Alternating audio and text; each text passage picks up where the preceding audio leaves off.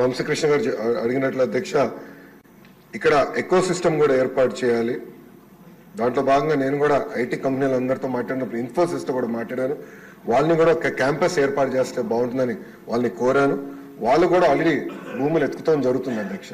ఏదో ఒక బిల్డింగ్ 500 600 కాదు, క్యాంపస్ అనేది అవసరం ఉంది. దానికి వాళ్ళకి భూములు కూడా ఇప్పుడు ఎత్తుకుతాం జరిగింది, మొదలుపెట్టాం అధ్యక్ష.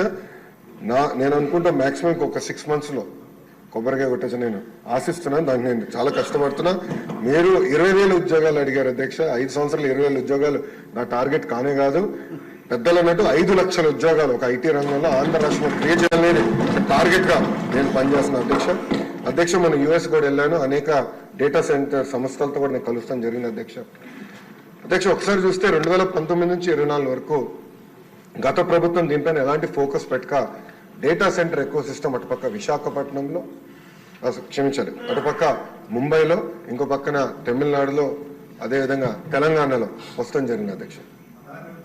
అదే కానీ మనం కానీ ఆనాడు తీసుకొచ్చిన పాలసీ ముందలు తీసుకెళ్ళి ఉంటే Visakhapatnam data centre capital of the world అయ్యేది అధ్యక్ష. మనం చూస్తే డేటా సెంటర్స్ లో ప్రపంచవ్యాప్తంగా ప్రతి సంవత్సరం $300 బిలియన్ $300 బిలియన్ ఖర్చు పెట్టిపోతున్నారు అధ్యక్ష. ప్రతి సంవత్సరం నా లక్ష్యం $100 బిలియన్ భారతదేశానికి రావాలి. దాంట్లో ఎక్కువ శాతం ఆంధ్ర రాష్ట్రానికి రావాలనేది నా లక్ష్యం అధ్యక్ష. దాంట్లో నేను అందరినీ కలిసాను అధ్యక్ష. అంటే కొన్ని కంపెనీ పేర్లు నేను వెల్లడించలేను, ఎందుకంటే ఎన్డీఏ నేను వాళ్ళతో సైన్ చేశాను కనుక. వాళ్ళతో చర్చించినప్పుడు 2-3 రిక్వెస్ట్లు ఉన్నాయి. ఎస్పెషల్లీ డేటా సెక్యూరిటీ, అదేవిధంగా టాక్సేషన్, డేటా ఎంబసీస్ విషయంలో.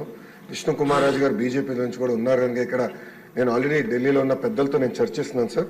అది పాలసీ ఒక ఫ్రేమ్వర్క్ అనేది ఏర్పాటు చేయాల్సిన అవసరం ఉంది. తద్వారా పెద్ద ఎత్తున పెట్టుబడులు కేవలం ఆంధ్ర రాష్ట్రంగా భారతదేశానికి వచ్చడానికి అవకాశం ఉంది. అది ఆల్రెడీ మేము చర్చలో ఉన్నాం అధ్యక్ష.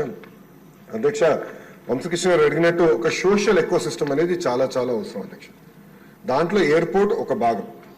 భోగాపురం ఎయిర్పోర్ట్ విషయంలో చంద్రబాబు నాయుడు గారు ఇప్పటికీ చాలా స్పీడ్గా పనులన్నీ పరిగెత్తిస్తున్నారు అధ్యక్ష. అంతేకాకుండా భారతదేశంలోనే అతిపెద్ద కన్వెన్షన్ సెంటర్ కూడా ఏర్పాటు చేసే దిశగా మన ప్రభుత్వం పనిచేస్తున్న అధ్యక్ష. అది విశాఖపట్నానికి వస్తుంది అధ్యక్ష.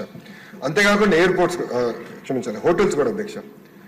అది నా డిపార్ట్మెంట్ కాకపోయినా దుర్గేష్ గారు డిపార్ట్మెంట్ అది. కానీ అది ఎకనామిక్ డెవలప్మెంట్ బోర్డు కింద ఈ ఎకో సిస్టమ్ ఏర్పాటు చేయాలంటే పెద్ద ఎత్తున హోటల్స్ రావాలి విశాఖపట్నానికి. వేలాది హోటల్స్ రావాలి అధ్యక్ష. 10 కాదు, వేలాది హోటల్స్ వస్తేనే ఆ ఎకో సిస్టమ్ ఏర్పడుతుంది. దానికి నిన్నే పాలసీ కూడా టూరిజం పాలసీ కింద టూరిజాన్ని ఇండస్ట్రీగా గుర్తించే విధంగా చంద్రబాబు నాయుడు గారి నాయకత్వంలో నిన్న కేబినెట్ కూడా ఆమోదం తెలిపింది అధ్యక్ష. దాంట్లో భాగంగా హోటల్స్ కూడా పెద్ద ఎత్తున విశాఖపట్నానికి తీసుకొస్తాం. కనెక్టివిటీ కూడా ఏర్పాటు చేస్తాం. కన్వెన్షన్ సెంటర్ కూడా తీసుకొస్తాం. ఇది ఒక భాగం. ఇంకొకటి పెద్దలు అన్నట్టు ఐటీలో ఉన్న టాప్ 100 కంపెనీస్, టాప్ 20 కాదు, టాప్ 10 కాదు, టాప్ 100 కంపెనీస్ ఆల్రెడీ నేను ఇనిషియల్ డిస్కషన్ స్టార్ట్ చేస్తాను జరిగింది అధ్యక్ష. నేను అనుకుంటాం అది గ్యారంటీగా జయప్రదం అవుతుంది. వాళ్ళందరినీ విశాఖపట్నం తీసుకొచ్చే బాధ్యత నేను తీసుకుంటాను, మొదటిది. రెండోది, ప్రపంచంలో ఉన్న Fortune 500 కంపెనీస్ అన్ని జీసీసీస్ అంటే గ్లోబల్ డెలివరీ సెంటర్స్ కూడా వాళ్ళు ఏర్పాటు చేయాలని ఒక లక్ష్యంగా వాళ్ళు కూడా వర్కౌట్ చేస్తున్నారు. దానికి కొత్త పాలసీ తీసుకురావాల్సిన అవసరం ఉంది అధ్యక్ష. అది వచ్చే నెలలో ఆ పాలసీ కూడా మేము తీసుకొస్తాం.